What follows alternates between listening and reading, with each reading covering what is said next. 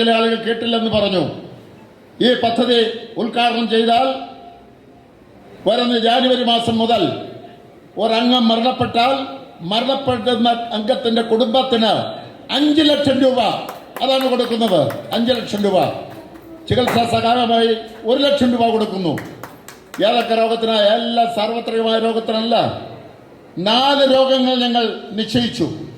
1 ഹൃദയ സംബന്ധമായ രോഗങ്ങൾ, 2 കിഡ്നി സംബന്ധമായ രോഗങ്ങൾ, കരൾ സംബന്ധമായ രോഗങ്ങൾ, ക്യാൻസർ രോഗം.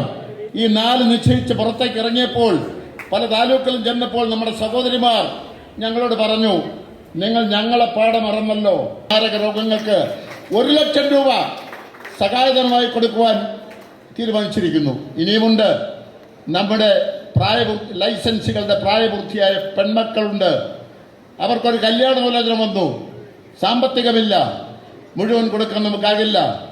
25,000 രൂപ ആ വിവാഹിതയാകാൻ പോകുന്ന പെൺകുട്ടിക്ക് നമ്മളൊരു സമ്മാനമായി കൊടുക്കാൻ തീരുമാനിച്ചിരിക്കുന്നു.